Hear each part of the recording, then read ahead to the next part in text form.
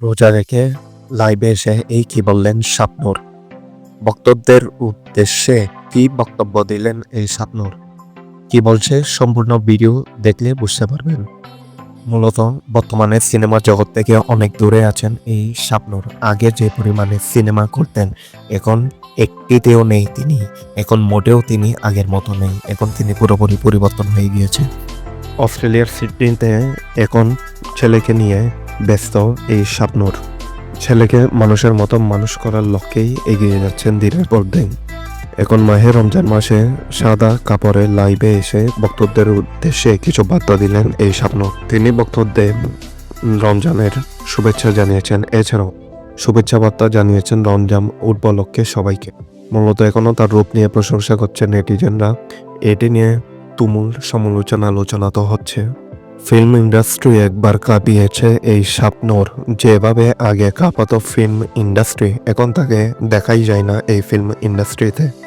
এছাড়াও তিনি বলেন, আমি রোজা কখনো ভাঙি না, যত কষ্টই হোক। আমি আগেও রাখতাম রোজা, এখনও রাখি রোজা।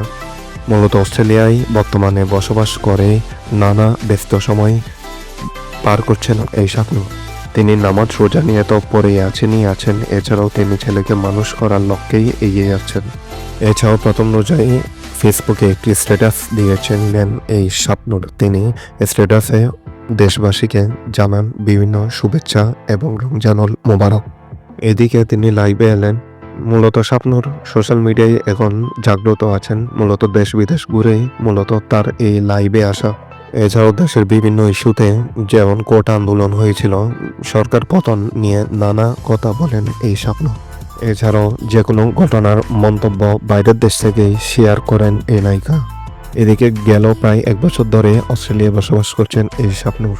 মূলত আগে ফিল্ম ইন্ডাস্ট্রিতে কাজ করতেন এই শাবনূর, এখন অস্ট্রেলিয়া গেছেন আর ফিরেননি দেশে। এছাড়াও তিনি বলছেন সামনে বরবাদ সিনেমার জন্য নিজেকে ফিটফাট করছেন এই শাবনূর। এছাড়াও ক্যামেরার সামনে দাঁড়াবেন শাবনূর, এগুলো শুধু গুঞ্জন শোনা যাচ্ছে, কিন্তু শাবনূর মুখের থেকে বলেননি। কিন্তু শাবনূরের মুখ প্রেক্ষিতে দেখা যাচ্ছে তিনি বলতে চাচ্ছেন তিনি আর কখনো ফিল্মে ফিরবেন না। তার কথা মোতাবেক এটি বোঝা যাচ্ছে। প্রিয় ভিউয়ার্স, আপনাদের কি মতামত?